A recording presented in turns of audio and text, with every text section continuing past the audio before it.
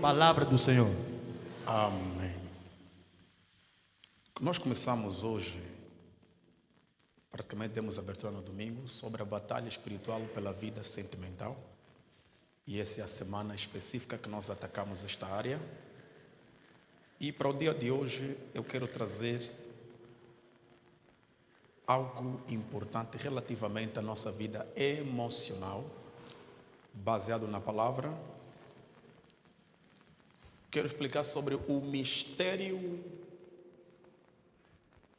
dos altares por detrás do sexo.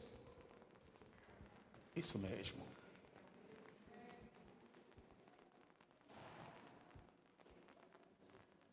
Os irmãos lembram que na semana dos 50 dias, nós tivemos aqui uma semana que falamos acerca de altares, sim? Falamos sobre altares. E nessa semana, um dos pontos principais que a gente falou sobre altar é que todo altar é um lugar de sacrifício, todo altar é um lugar de adoração, de devoção, de adoração. Todo altar é um lugar de encontro entre o natural e o espiritual. Sempre que os irmãos observarem alguém a levantar um altar, seja do lado de Deus ou do lado das trevas, esse altar é um portal que serve de ligação, sincronia entre o mundo carnal e o mundo espiritual. Sempre que levantamos um altar, esse altar serve para conectar o divino com o natural. O altar é uma porta de acesso, é um portal, é um caminho, é uma ponte. Mas uma das definições que vai ser importante para que possamos entender aquilo que vamos ministrar hoje, é acerca da definição do altar. O altar, falamos também que é um lugar de negociação. Alguém se lembra? O altar é um lugar de negociação. Por quê? Porque no altar existem trocas, existem transferências, existem pagamentos. Por isso é que desde o Antigo Testamento, todo altar, tanto Satanás como Deus, eles operavam na dimensão do sacrifício. Para que o altar tivesse êxito, deveria-se pegar um animal, matar esse animal como um pagamento ou o preço que deveria se pagar, né, por causa daquilo que o homem quisesse ver a se manifestar. Todo altar sempre tinha isso. Por exemplo, quando Deus mandava fazer o sacrifício de expiação dos pecados dos próprios homens, a Bíblia diz que Deus orientava que pegasse um animal, o próprio Deus dava o tipo de animal, o tamanho do animal e quantos anos de vida o animal tinha. Eles pegavam nesse animal, matavam e derramavam o sangue por cima do altar. E a morte daquele animal representava a morte da pessoa que pecou. Significa que a morte do animal era a sentença da pessoa, o que a pessoa deveria viver, e por meio da morte do próprio animal, a pessoa já não poderia mais viver, era salvo da morte e da condenação, porque o animal foi morto no lugar daquela pessoa. O altar é um lugar de negociação, é um lugar de troca. Sempre que existe um altar, existe uma troca que há de se fazer. Por exemplo, nós falamos que a cruz do Calvário também é um altar, porque na cruz do Calvário teve uma negociação, teve uma troca. Jesus teve que pegar a nossa vida pecaminosa, levar no altar, o maior altar de todos os tempos é a cruz. Então Jesus na cruz do Calvário estava diante do altar de Deus, entregando a nossa vida pecaminosa para a morte. Por isso é que Paulo vai dizer que se com ele morremos, com ele viveremos. Porque naquele dia, enquanto Cristo morria, não era Cristo a morrer, era a nossa vida pecaminosa com a nossa própria natureza sendo esmagada, dissipada naquela cruz. Então, quando Jesus ressuscita, ele ressuscita com a vida gloriosa, com o corpo glorioso, que representa a ressurreição ou a nova vida daqueles que estão em Cristo Jesus, não só depois do arrebatamento, mas agora nesta vida humana. Então, o altar é um lugar de sacrifício, o altar é um lugar de troca, o altar é um lugar de negociação. Sempre que se levanta um altar, oferece-se alguma coisa e em troca recebe-se outra coisa. Você vai entender, por exemplo, que quando Abraão vai, Abel vai oferecer, ele oferece o seu sacrifício, e nós sabemos que dali adiante os homens começaram a adorar, e tanto Abraão, que é o pai da fé, era um homem que tinha a cultura de levantar altares.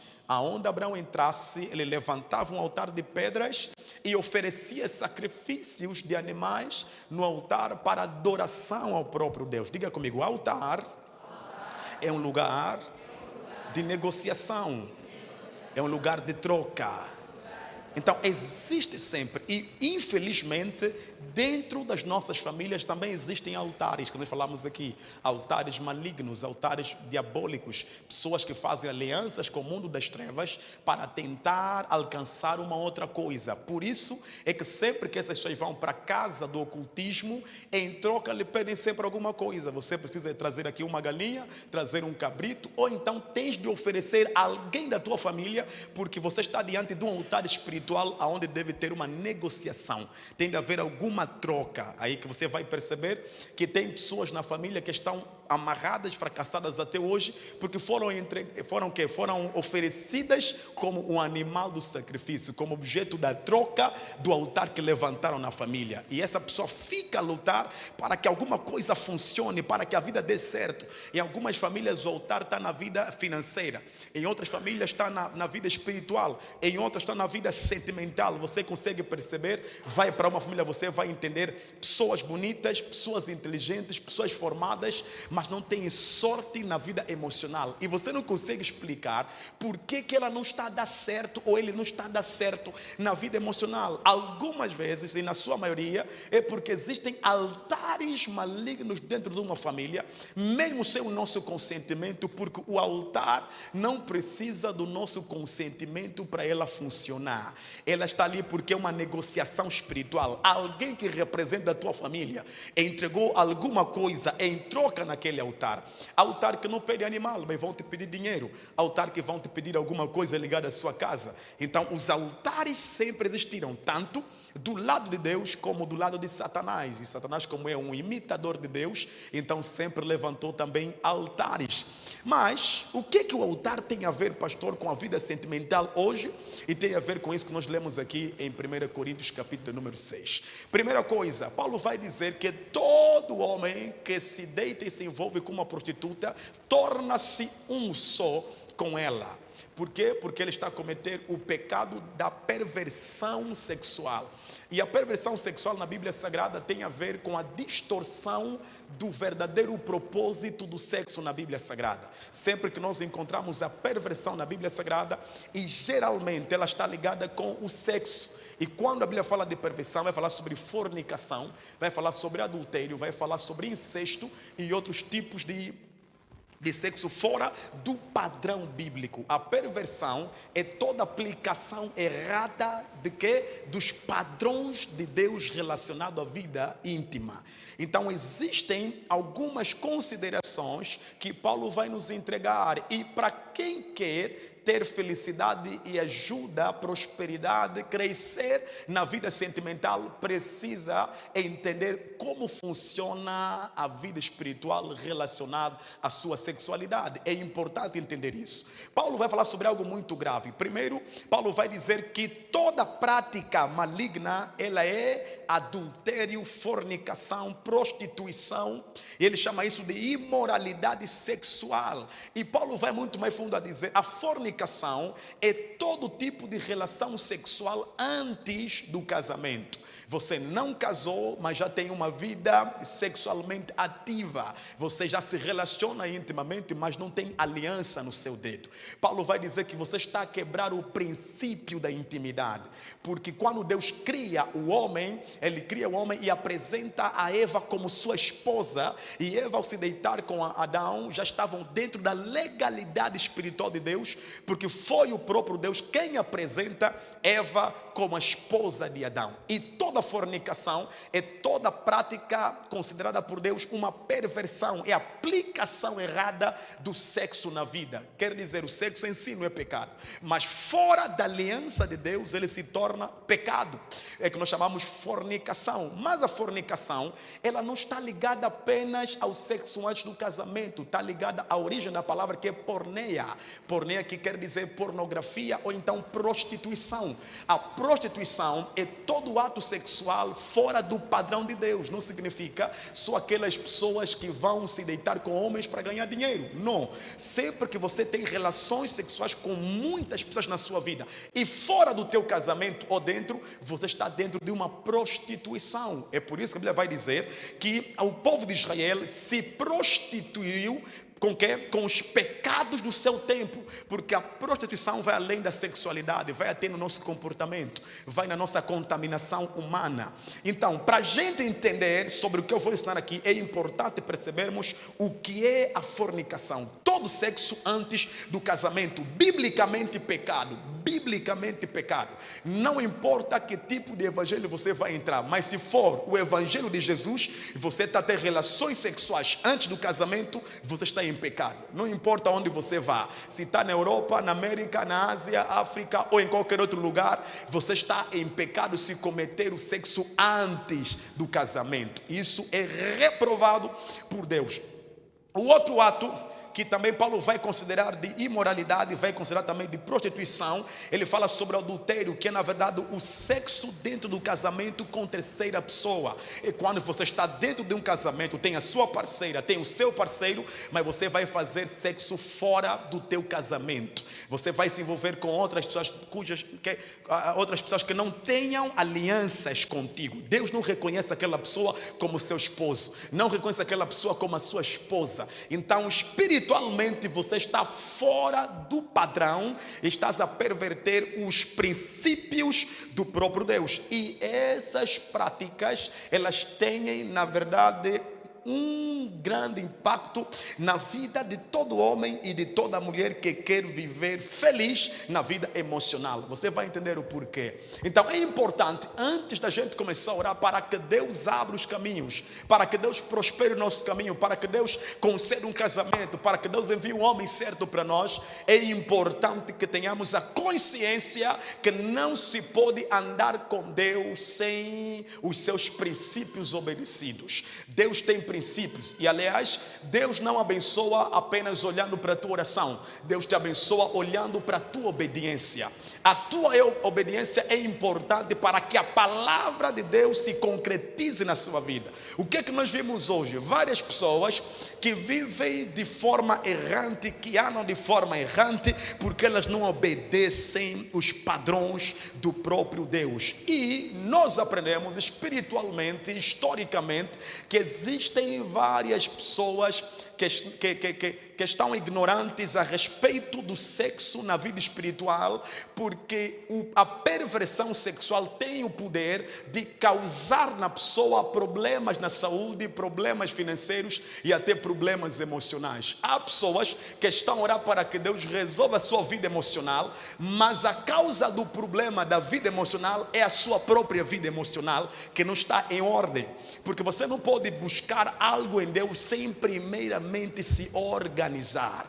Para quem quer viver as bênçãos de Deus, é importante que os princípios elas apareçam antes das promessas. Primeiro, procurar entender qual é o padrão de Deus para a minha vida. Irmãos, eu tive a estudar desde o mês passado no trabalho de 50 dias para conseguir compreender a importância e o impacto do sexo na vida emocional, e eu comecei a descobrir coisas que mexeram comigo ao ponto de começar a perceber que existem pessoas dentro da nossa igreja que se encontram amarradas espiritualmente, emocionalmente, porque vivem uma vida sexual fora do padrão de Deus. E existem problemas que nós alcançamos que não estão a vir mais dos altares da família, estão a vir das nossas práticas que não conseguimos corrigir. Por isso é que Paulo vai dizer para os irmãos entenderem a gravidade de você não cumprir a palavra. Paulo vai dizer que quem se deita com uma prostituta torna-se um só com ela. Aleluia. E não sabeis vós que o vosso corpo, são os membros do Senhor Jesus. E Paulo vai dizer que também o nosso corpo é o templo de quem? do Espírito Santo. E Paulo vai dizer que quem se deita para se prostituir, para fazer um sexo fora dos padrões do próprio Deus, você se torna uma só pessoa com a pessoa que você se deitou, passa a redundância. Você vai se deitar com ela e você se torna uma só pessoa. Significa que o sexo não é apenas um momento de prazer, é um momento de aliança. É um momento de união. O sexo vai além do prazer que você tem. O sexo foi Deus quem criou, mas Deus cria o sexo com 3 propósitos: para procriar, para multiplicar e para quê? Para trazer prazer ao homem. Então Deus cria o sexo com esse objetivo, com a finalidade de ser uma bênção para a vida do homem. O sexo representa a continuidade de uma geração, continuidade de uma espécie. É por isso que ele vai dizer que se existir alguma estéril no vosso meio, vocês não podem aceitar, tem que orar para que o ventre seja aberto. Por quê? Porque onde tem esterilidade não há benção do quê? Da continuidade. Por isso Paulo vai nos dizer, é importante termos o cuidado como levamos a nossa vida íntima. E temos hoje que aprender que o sexo não é apenas um momento de prazer, mas é um momento de aliança. Diga comigo, aliança. Os irmãos sabem que na Bíblia Sagrada, desde o Antigo Testamento até o Novo Testamento, todo altar que foi levantado, e Deus mandou levantar algo que representa os altares, é o sangue. Em altares tem sempre sangue. Deus sempre manda derramar sangue em altares. Satanás também manda derramar sangue em altares, porque o sangue, biblicamente, é a moeda de compra no mundo espiritual. Aonde tem sangue, tem negócio assinado. Os irmãos vão notar, vamos, por exemplo, ler no livro de Apocalipse, capítulo de número 5, versículo 9 ao versículo de número 10. Diga comigo, o altar tem sangue. O que eu quero hoje falar para os irmãos enquanto estão a abrir? Apocalipse, capítulo 5, versículo 9 e o versículo 10. O que eu quero que os irmãos escrevam em primeiro lugar é que o sexo não é apenas um momento de prazer. O sexo é um altar. Diga comigo, é um altar.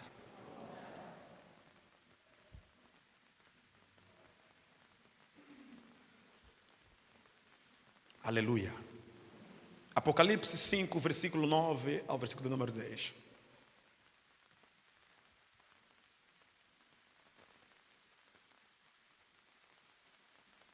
Quem está para ler tem que ser mais ágil para resumir o tempo. Glória a Deus. Diz assim a palavra do Senhor, versículo 9.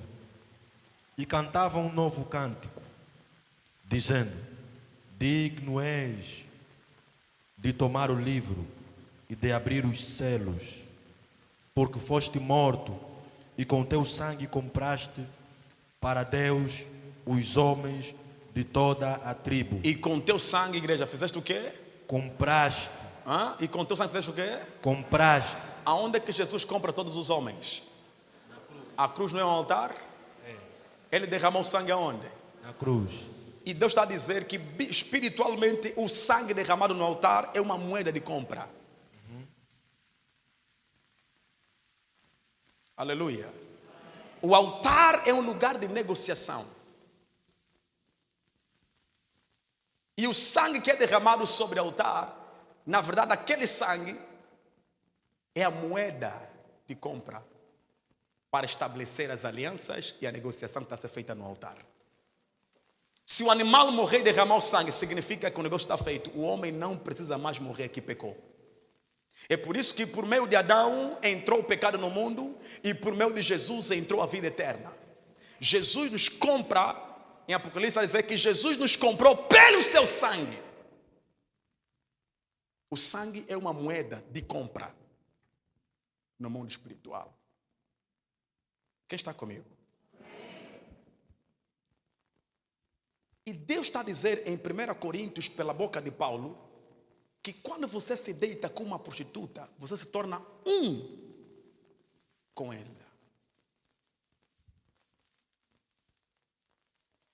Qual é a primeira referência de um homem se tornar um com uma mulher na Bíblia Sagrada? Gênesis 2.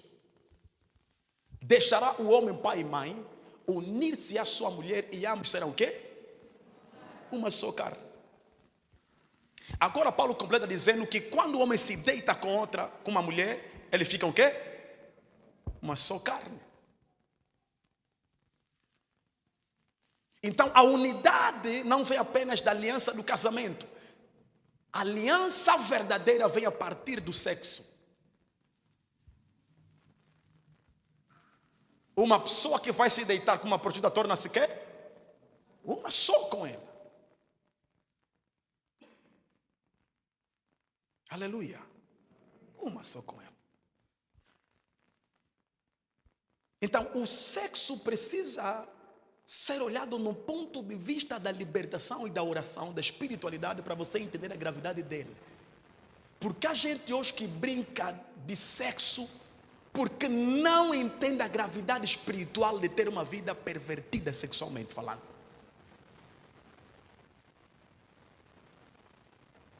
E se você não compreende, é por isso que Deus sempre primou, enquanto você estiver sozinho. E Paulo vai dizer, o solteiro, ele serve bem, e ser solteiro é um dom de Deus.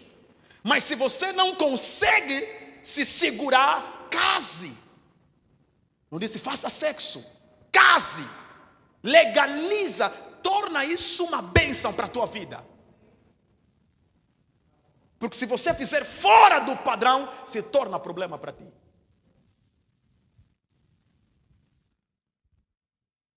Então, se o sexo é um altar, e todo altar tem que ter sangue, então você está diante de um altar muito perigoso.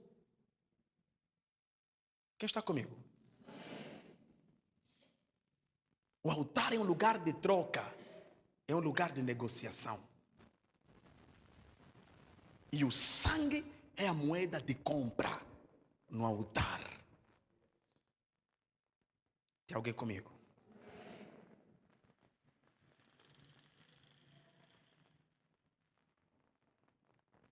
Por que o sexo é grave, pastor? Se você não saber conduzir a tua vida sexual, é grave porque até mesmo para quem está nesse trabalho de libertação, é grave porque o sexo te torna um só contra a pessoa. Agora imagine, se você se torna um contra a pessoa, significa que não é uma aliança apenas física. Quem está comigo? Você tem os teus problemas. Alguém me acompanha para entender? Você tem os teus problemas, sim? Tens os teus inimigos, sim? Tua família tem os problemas dela, não tem? Tem as pragas da tua família, os espíritos da tua família. A outra pessoa que você vai se ligar com ela também tem os problemas dela, tem os espíritos dela, tem os problemas da família dela. E quando você se une com uma pessoa sexualmente, você não quer?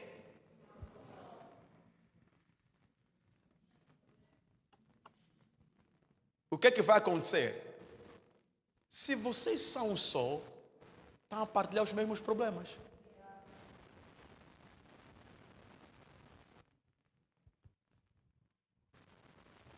Aleluia. Por isso é que Deus abre um escape para o crente.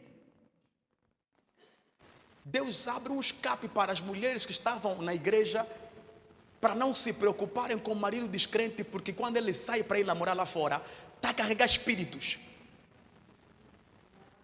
Então Deus, para tranquilizar a mulher que serve, lhe diz, não tenha medo de se envolver com ele. Se você já está a viver com ele, não é para você arranjar o teu ímpio. Se já vives com ele, Paulo vai dizer, a mulher crente no ato sexual santifica o marido.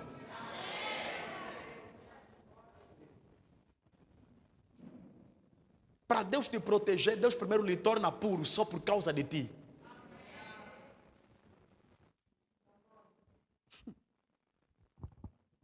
Por quê? Porque o sexo vai além do prazer, o sexo é um altar.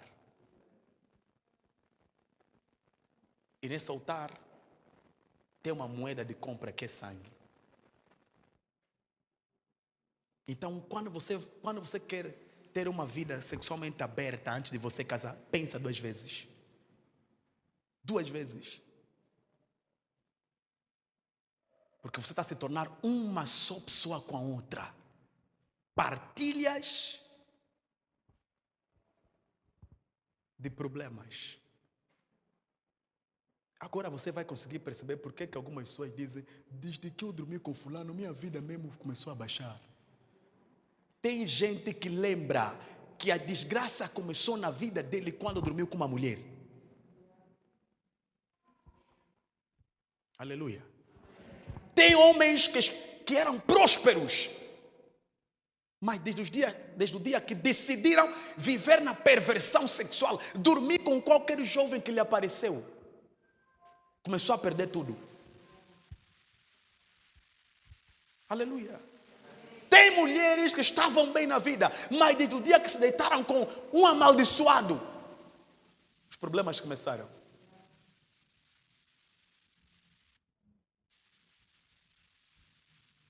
Quem está comigo? Eu disse que o vosso amém é reduzir.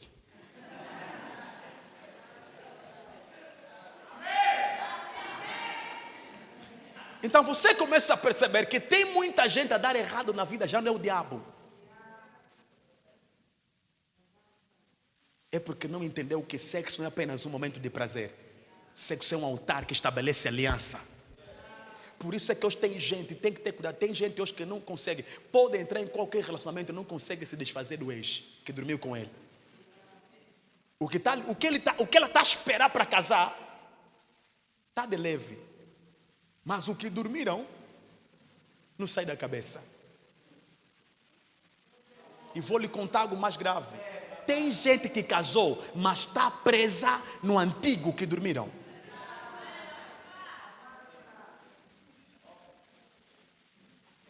Porque tem pessoas que passaram na tua vida, deixaram marcas em ti. Por isso é que Deus vai dizer: é importante. Espera, vou falar. Quando você começar a descobrir e entrar bem na profundidade da espiritualidade, você vai entender que até a tua saliva é espiritual.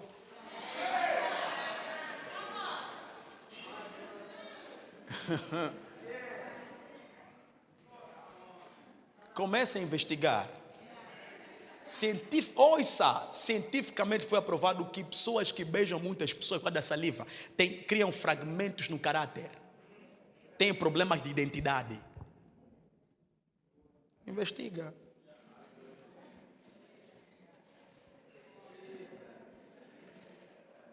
Crentes que gostam de ficar. Não, estamos só a ficar. E de tanto você ficar com alguém, estás a ficar também. Tua vida não está avançando, estás sempre a ficar.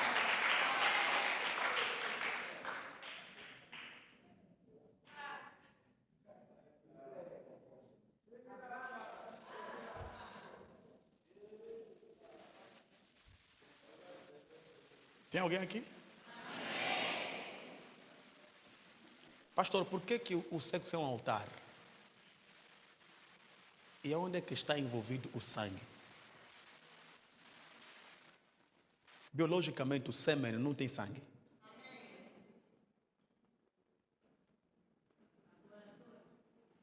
Estão a entender?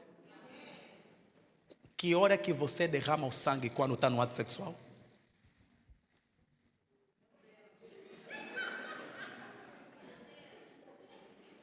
Você pode rir, mas estou a falar algo sério. A Bíblia diz que a vida da carne está onde? No sangue. O muco vaginal não tem quê?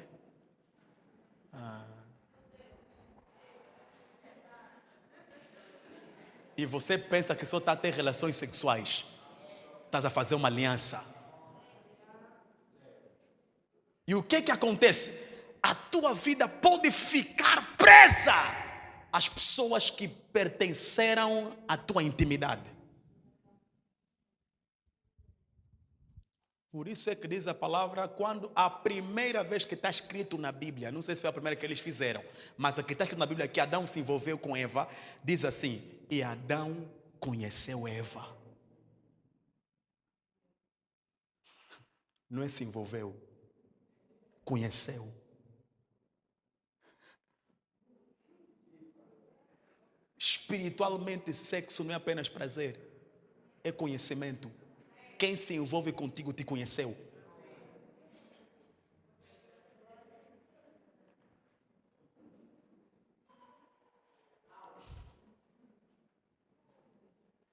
E agora entenda, se o sexo é um altar e a moeda de compra é o sangue,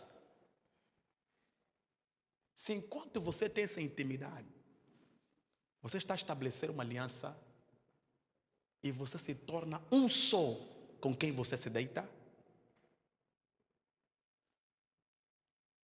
imagine agora, se você que já, o sexo já é uma aliança, você se deita mais com alguém também que tem aliança.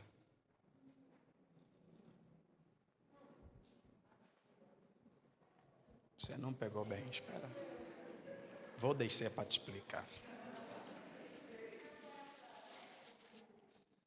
Se o sexo já é um altar e há uma aliança no sexo, significa que é muito mais grave quando você está a se relacionar com alguém. Pode deixar à vontade, pode deixar. Está a se relacionar com alguém e essa pessoa, além da aliança que é o sexo, ela também tem aliança com o altar diabólico. Porque tem pessoas que não vão conseguir te apanhar na oração, mas vão conseguir te apanhar na perversão, nos teus prazeres, nos teus desejos. E tem gente que está a perder a sua maior bênção porque a idade está a passar. Então, como a idade está a passar, vou só já adiantar, vou fazer um filho só agora. Deus vai entender minha idade, Deus não entende tua idade. Tua idade não tem nada a ver com a palavra. Se você peca com 60, Deus não considera, porque não está mais velha. Pecaste.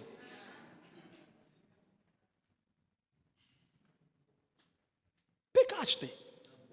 Tem que confessar e deixar se arrepender.